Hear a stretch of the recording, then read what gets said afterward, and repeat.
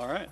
So the February 3, 2020 meeting of the Planning and Zoning Commission will now come to order. It's 6:33. May we please have a roll call? Craig Strike. Here. Seth Anderson. Here. Brian Looney. Here. Jared Gardner. Here. Aaron O'Quinn. Here. Radhika Krishna. Here. Danielle Bailey, Andre Spinelli, Jim Winchester are excused. Thank you. Okay. On to minutes. May we have a motion to approve the minutes of January 6th meeting? Moved by Commissioner Anderson and seconded by Commissioner Krishna. Any comments or debate? With no comments, that has passed. So moving on to the special order of business, are there any disclosures? I'll let you just speak up. Hearing no disclosures? Go ahead, Commissioner Quinn. Just want to let everyone know my employer owns raw land in the downtown zoning district, B2 zone B2C currently. I don't anticipate, as this is just kind of a dropping the code into a new format, that there'd be any conflict, but just wanted to disclose that. Commissioner Strike? Yes, I'll make the same disclosure I made earlier during the work session too, in that my parent company also owns property, buildings in the downtown area that's directly impacted by this. So I guess we can handle one at a time, but can I get a motion for to direct either one of the commissioners to participate in the discussion?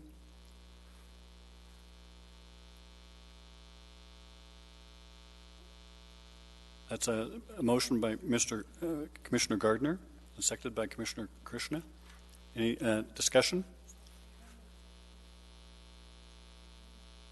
Actually, let's clarify. Is this for both of them? Yeah, I would just move for both okay. At the same time. That's efficient. And I guess I would just make the point that to me, since it doesn't seem like we're making or intending to make any substantive changes here, I don't see any issue with the two commissioners' involvement.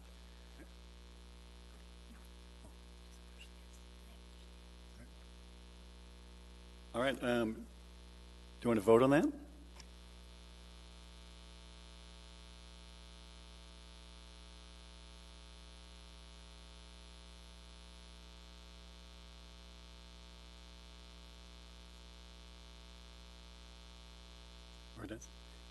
That motion passes, and they were directed to participate in the discussion. I guess 6-0. We have technical difficulties going on here. Okay. Okay. So you can both participate in the discussion. So let's move on to the consent agenda. May we have a motion to approve the consent agenda?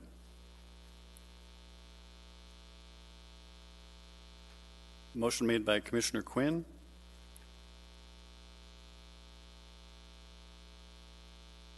And seconded by Commissioner Gardner. Would anyone like to pull an item from the agenda? Not hearing any information there, so the consent agenda is approved. All right. So moving on to the right on to section G, the public hearings. So I'm going to read the process.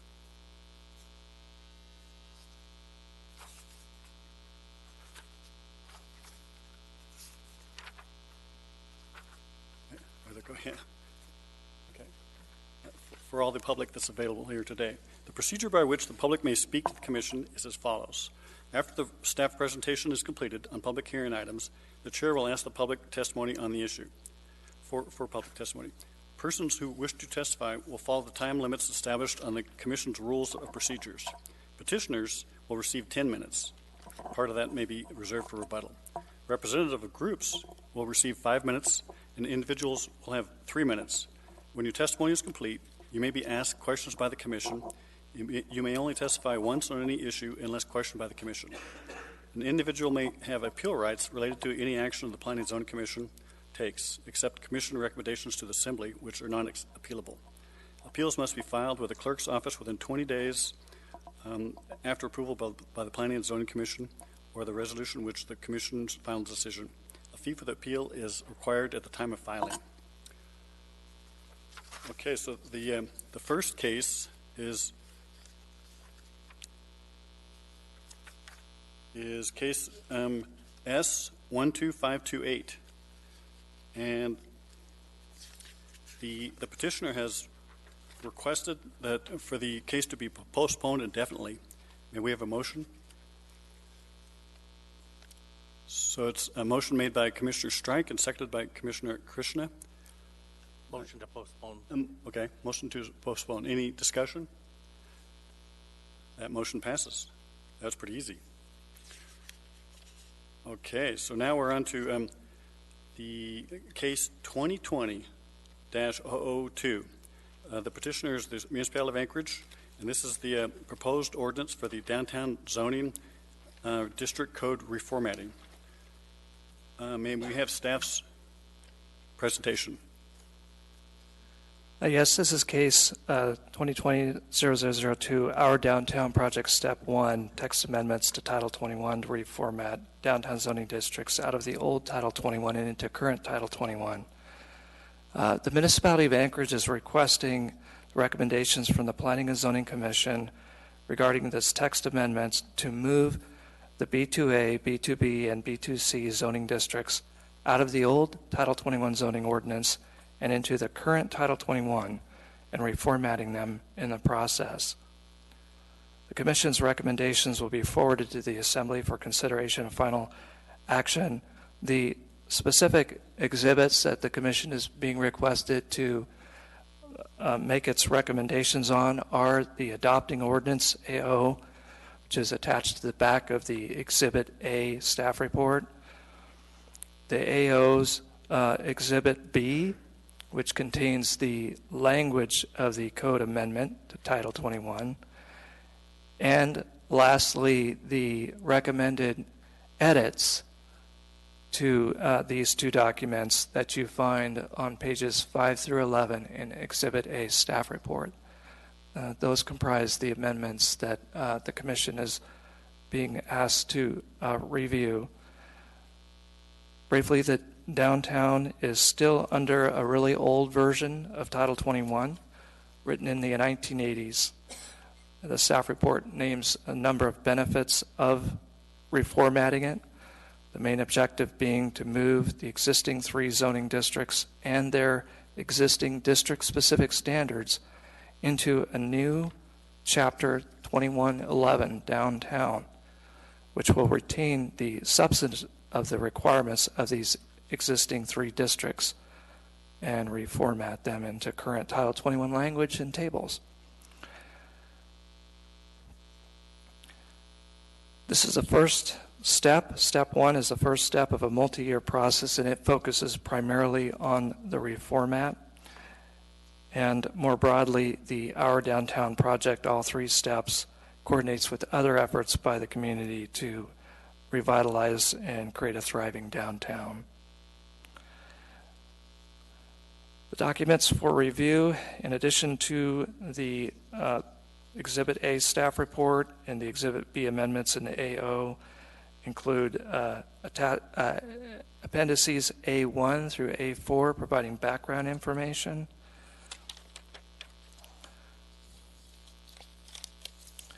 Exhibit C, a draft Planning and Zoning Commission resolution that is provided for the Commission's convenience, is only material available to you as the Commission as you are preparing your findings in your resolution. Exhibit D provides policy guidance of the downtown related to downtown, so it's your cheat sheet to all the comprehensive plan policies for downtown, including excerpting key parts of the downtown plan. And lastly, Exhibit 3, public comments received through January 17, 2020 that were included in the packet as we submitted to the Commission several weeks ago. No further written comments have been received on this case. The case does follow the review and approval procedures for Title 21 text amendments established in AMC 2103-210, and there has been a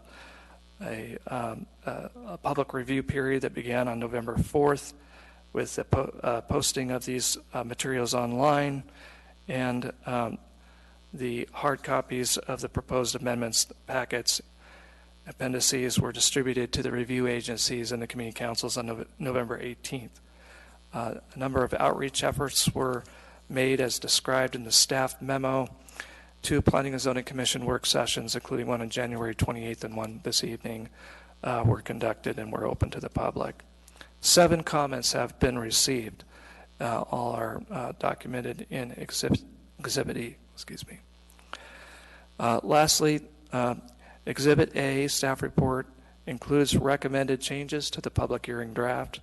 Those are edits to the public hearing draft language in Exhibit B, and those are on pages 5 through 11. And then on that last page, you will find 2 legal edits to the Assembly ordinance, which are recommended by the legal department at the end of the staff report. One of those edits is to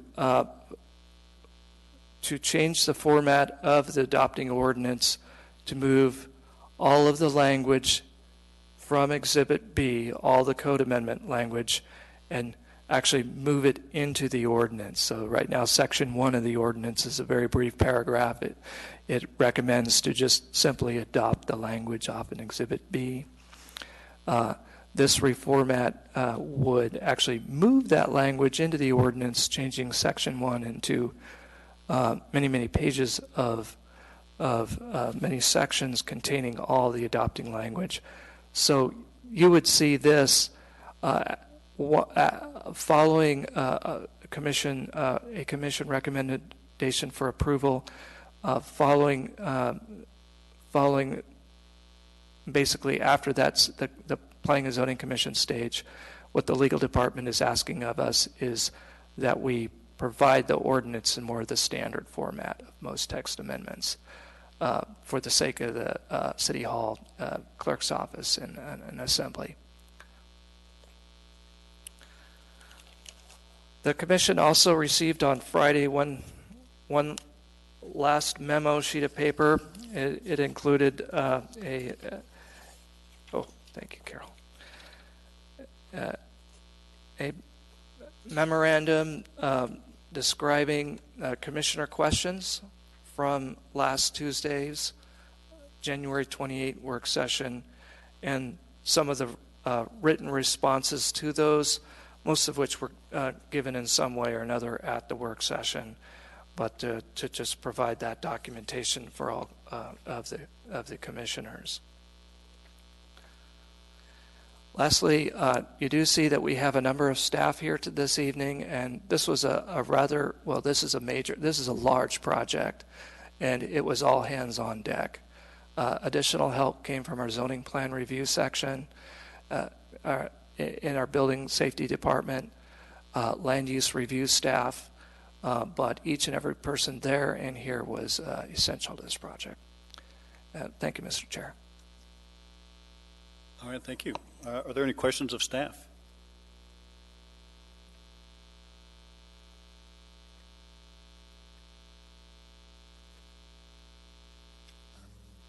Commissioner Gardner. Thank you. I have a couple of questions, but I just wanted to comment first that I appreciate these materials that you guys prepared for us. I found them to be really helpful in evaluating and understanding what this process was and what the changes were that were made. A couple of my questions are just to make sure that I understand some of the changes, and in particular, looking at, I guess, Appendix A2, the first part where it shows how the different use categories were translated from old Title 21 to current Title 21. As you noted, I know in the materials there were a number of old categories that were kind of consolidated into a smaller number of categories. And you may have mentioned this in the materials that I missed, but I just wanted to make sure I understand. For example, like the general retail, I think, some of the old uses that are consolidated into general retail have identified here, like on page 20, for example, for the art, dance, photographic, and music studios, there's a use-specific standard for those, that they're permitted only on other than street-level floor space. And are those types of limitations carried over into the proposed amendments? Yes, they are. They are carried over, and they're noted in this table as a note, and staff did carry them over. They'll usually either be in the use-specific standards in Chapter 11. That would be Section 050 of Chapter 11, the downtown chapter, or you will find them in the design standards chapter section, which is 070. And with that example, we could even point to where that went. So that was from page 20 of Exhibit A2, Appendix A2, having to do with general retail. Yeah, and that was the only one I kind of tried to track. So I think, and I don't have the actual current full code with me, but I think in Exhibit B that shows up on, wait, hold on. Thought I wrote down the page number. 39 maybe? Right.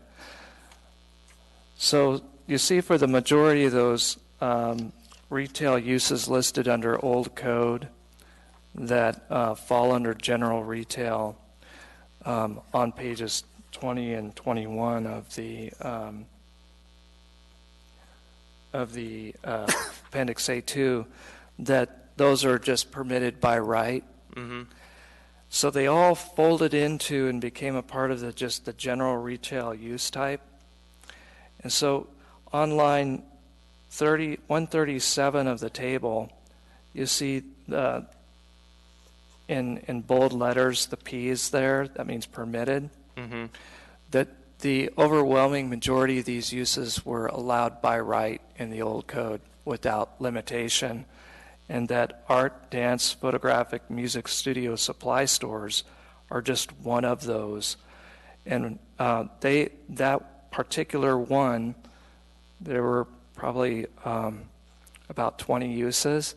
That particular use did have a use limitation. It wasn't permitted on the street level floor space.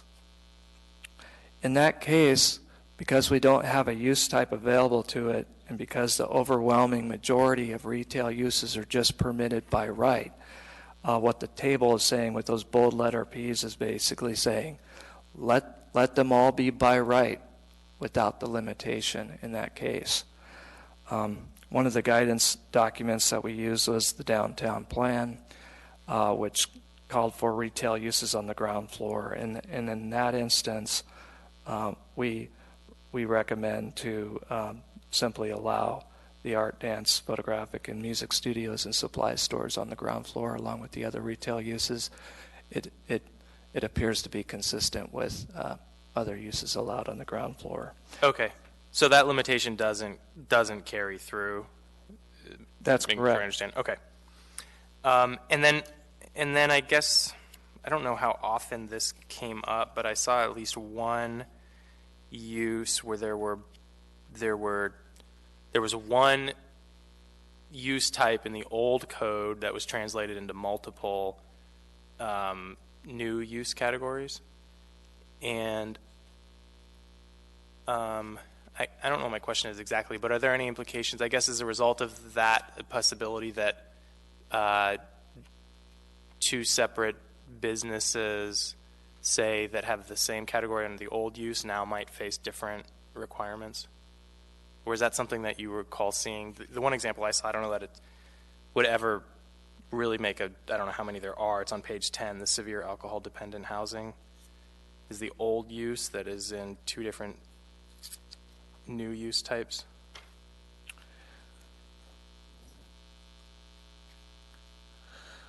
Right, so in the current Title 21, there is no use type called severe alcohol dependent housing.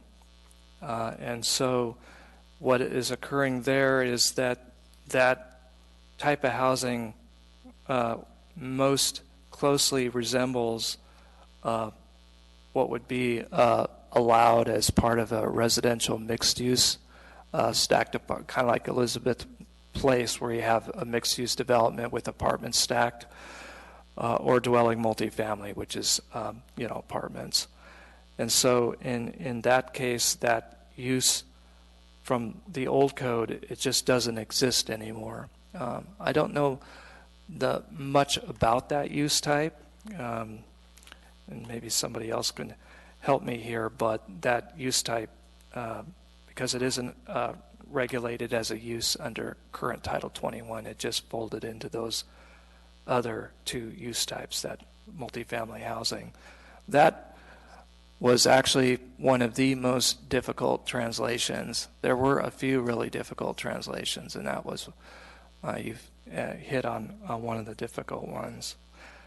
Usually there was more of a one-to-one relationship. Mm-hmm. Is there anyone else here on staff that would like to speak to that use type from Old Code? Do we have any?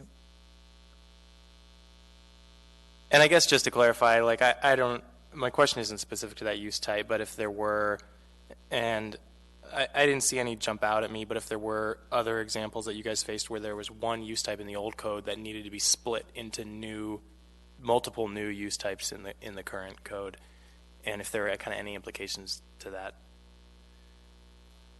We don't recall any. Usually it went the other way, but if one use type split into two use types in the current code, the two use types in the current code carrying forward would simply have the same entitlements as that one old use did under old code. So the split itself didn't necessarily cause challenges, and I myself can't recall an instance of that. There were a few cases where the use type change in the use type did create some challenges for us, and I think one of those was in the old Title 21 split hotels and motels were not allowed in downtown. So the current Title 21 puts hotels and motels in the same use type, and so you'll see in Section 050 that our team, Sonnet Carly, we split.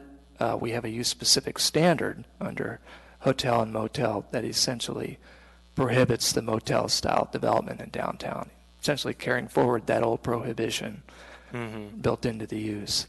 So you'll see a few of those, but for the most part, there were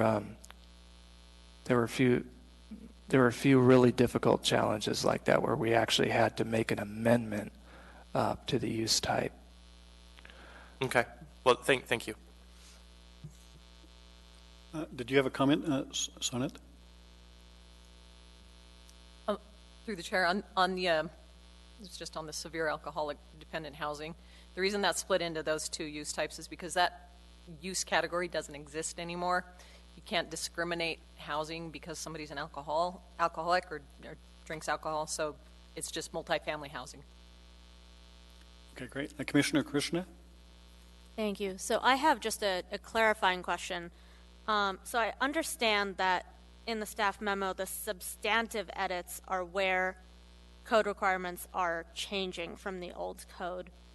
So am I correct to assume that in all of these examples, private open space, rooftop screening, that the changes that have been made here add greater flexibility? So you've brought them in line with new code when new code offers greater flexibility than old code. Is that correct?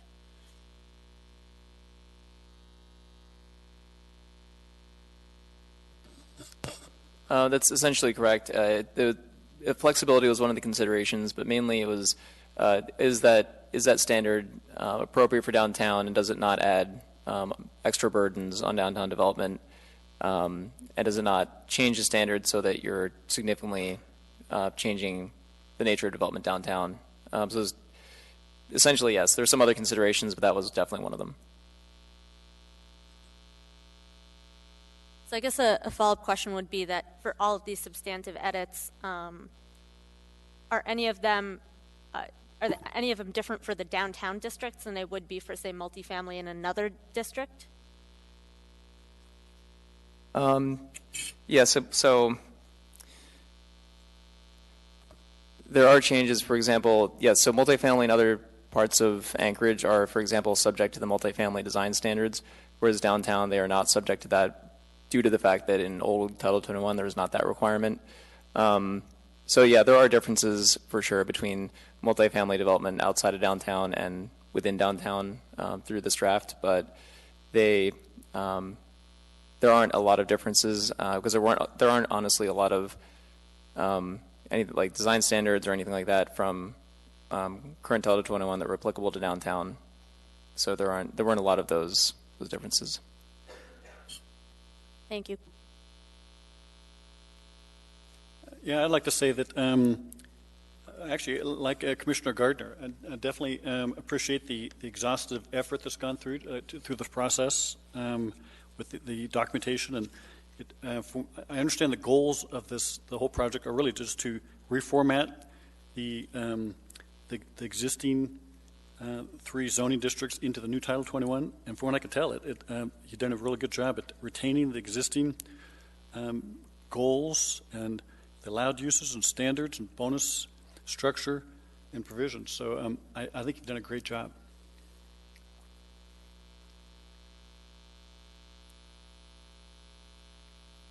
Are there any other comments? Okay, Commissioner Gardner, go ahead. Yeah, just I think the only question I had about one of the specific amendments here is, so I'm looking at Exhibit B, and on page 11, this is the relating to the skywalks. And this is an amendment to 2106-030. It says skywalks may project into any required setback provided they are approved in accordance with 2111-080. And I was wondering if skywalks, I think my understanding is correct that they're only available in the downtown district. Is that correct?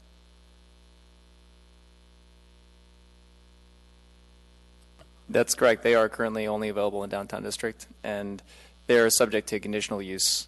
So we brought that over from old code, almost verbatim. We did change things to make it make sense in current Title 21 context, but we brought it over pretty much, word for word, so that conditional use process is retained, and we didn't change anything there. Okay.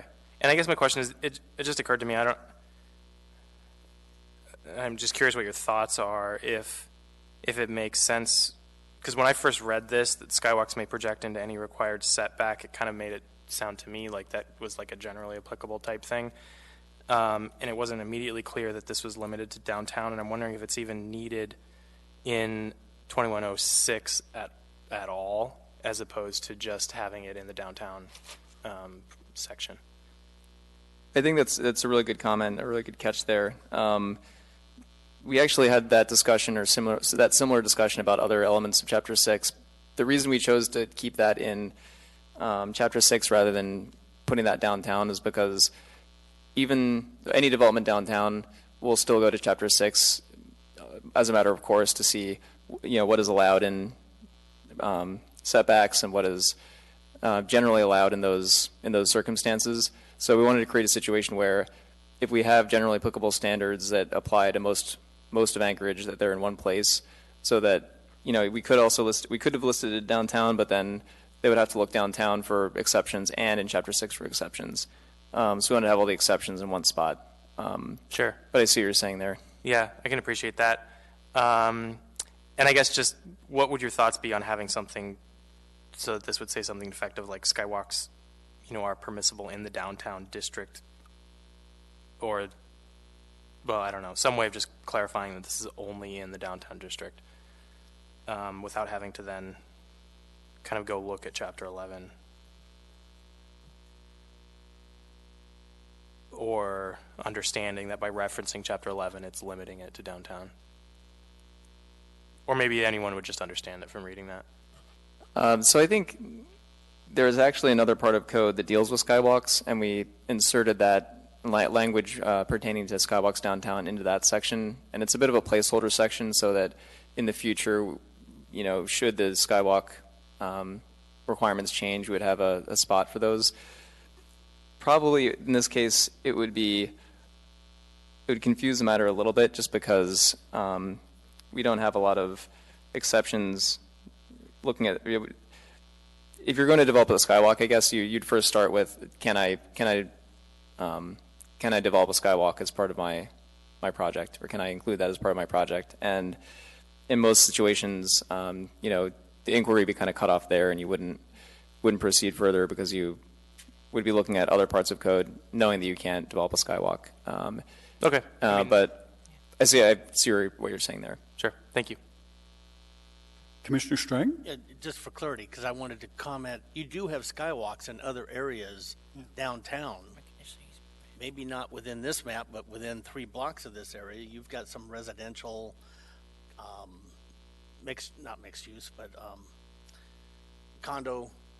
condominiums and so forth that have skywalks that go over and abut and come into the street level behind them. So skywalks are not just limited to downtown. I just wanted to, because I heard that comment being made, and I got some examples of skywalks out there. So we're not impeding on those that are currently existing in any way, are we? No, we're not through this. Okay. No. Thank you. Actually, how about the Providence Drive? Is that a bridge or skywalk?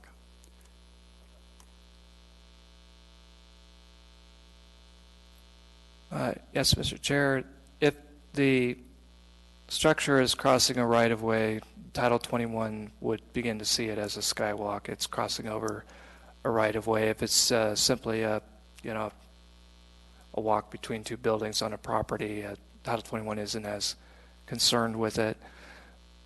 Current Title 21 does have a placeholder for addressing skywalks, and it is a kind of a donut hole in the current code that we do mean to address and get to, so that we can address skywalks in other parts of town. You know, there are several.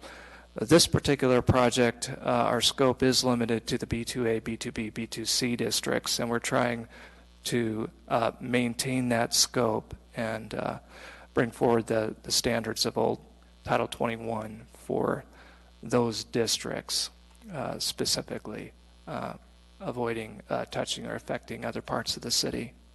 Thank you. And to follow up on the other section of code, just so you are aware of it, it's on page 23 of Exhibit B, where we add the reference to standards for skywalks in the DT districts. But that's where that placeholder is, just so you're aware of where it is.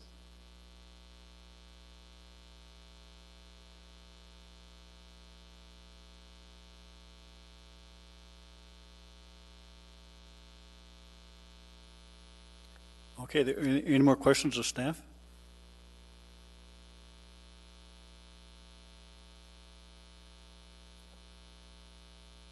All right, actually, it's usually about this point where we're asked for public testimony, but it's going to go pretty slow. So do you have any further things to add, staff?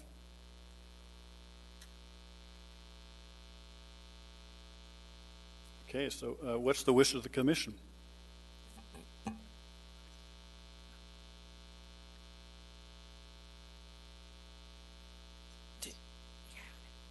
And there's a motion by Commissioner Anderson.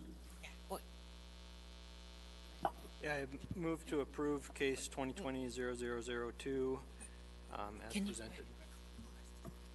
And seconded by Commissioner Gardner. Would you like to speak to your motion? You have to, excuse me, through the chair, you actually have to open the public hearing. Even though there's nobody here, you still have to open the public hearing and close Okay. it before you start making motions. Okay, maybe I didn't do it clear enough. Let's open the public hearing. Is that? Oh, I read the and I asked for public testimony. So is there any public testimony tonight? Let me wait a little longer. Actually, I'm kind of disappointed because it's probably the first time our esteemed Mr. Potter is not here with us tonight. And actually, he always has words of wisdom that I learn from every night. But not hearing any public testimony, let's close the public testimony then. And do we want to jump back into the motion? Okay, motion stands, and it's seconded by Commissioner Gardner. So do you want to speak to your motion then? Yeah, I think the intent of this was to integrate an existing code that wasn't updated into the new Title 21 format. The 2040 land use plan identifies that as something that needs to be done, and it's been described as a three-part process of first making some document transfers so that it's in the right format, and steps 2 and 3 will happen in the future to actually talk about the technical aspects. And I think that based on discussions that we've had and the work sessions that were held, several questions that I had were answered, and I've reconciled with them, and think that a great job was done. Thanks. All right, Kara Wong? Commissioner Gardner? Just a clarification, I guess, to ensure that this, at least as I understand, that the motion includes the recommended changes, substantive, technical, and otherwise, that was included in the staff packet. Yes, as presented in the staff packet. Okay. And I guess I'll just add as a finding that it looks like there was a variety of forms of public outreach involved with this step 1 process, and the few comments that were received were generally supportive of this, and that we didn't receive any public testimony tonight.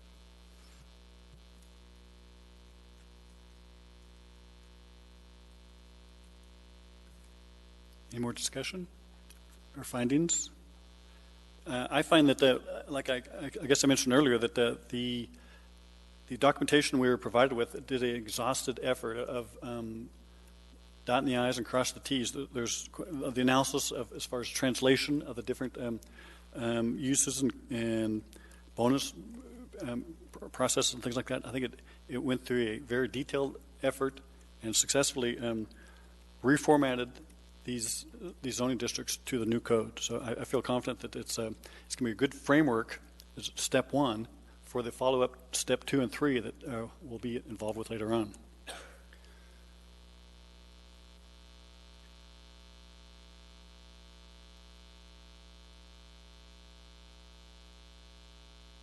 So any other discussion?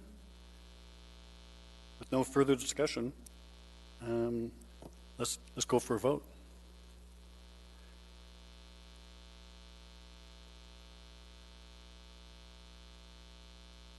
That motion passes.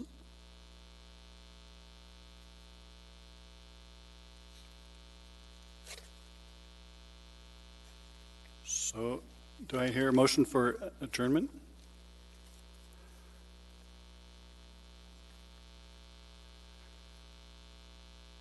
Motion made by Commissioner Krishner and seconded by Commissioner Gardner. Any objections? We're adjourned at 7:11. Yeah.